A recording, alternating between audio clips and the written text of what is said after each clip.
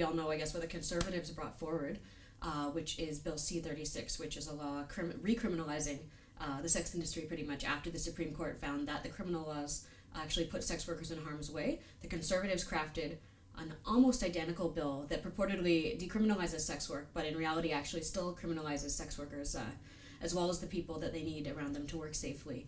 And this law has actually been applied in ways that have already really harmed sex workers in terms of the deportation of 11 migrant sex workers in an Ottawa-based sting this spring, as well as just continual street harassment of sex workers as well. So that's the Conservatives' version, even though it was actually called protecting, it was in the name of protecting exploited victims. It actually was something that still criminalized the sex industry. So that's the Conservatives' party's take on it. What we saw was the rest of the parties kind of reacting to what I think every other party has realized, that these laws are just as unconstitutional as the ones that had fallen before that had been taken down by the Supreme Court.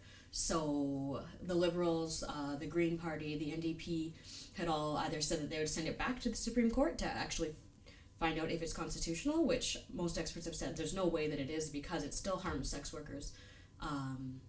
So we're hoping that now, the Liberals have now been elected. They've been known to not keep all their campaign promises before, but we can hope that this is something, that C-36 is something that could now be repealed.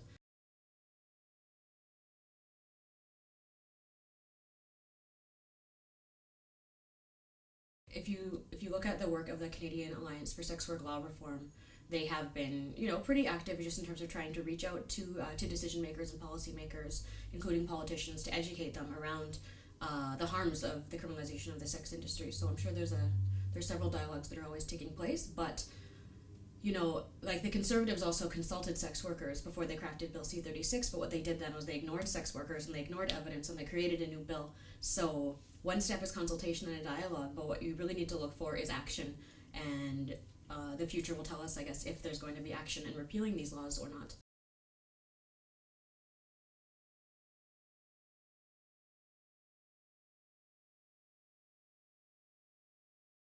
The reason that I wrote that piece, Black Sex Workers' Lives Matter, is really because something that I've noticed, especially in recent years, but for a long time, is when you see a lot of money being poured into these anti-trafficking, anti-prostitution campaigns, billions of dollars internationally, that talk about combating modern-day slavery.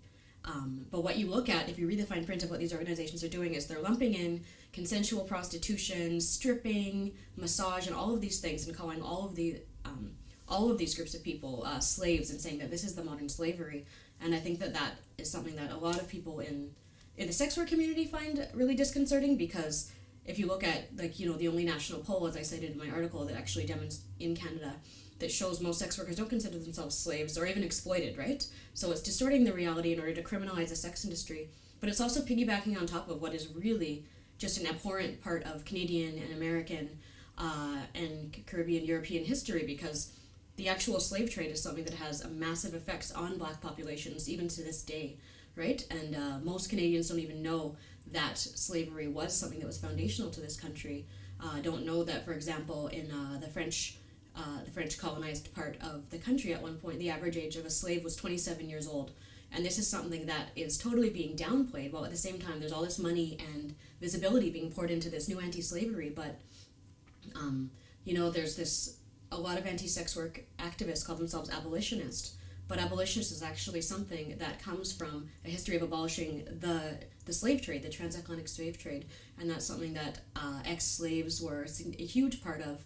And the trajectory of slavery in Canada and the United States really lives on, as you can see now in terms of the imprisonment of Black populations, of the violence, the police violence towards Black populations, the huge amounts of discrimination. This is the legacy of slavery, and people are still fighting as abolitionists to this day to abolish the prison industrial complex. And there's so much less money if you look at amazing organizations like Insight, for example, that are doing so much work to combat racism and the real legacy of slavery today. And then you just have other organizations trying to get rid of prostitution, but really piggybacking on the lineage of those who really bravely risked their lives to get rid of the transatlantic slave trade, and those that are still doing so, for example, Black Lives Matter activists, to get rid of the legacy of the slave trade now.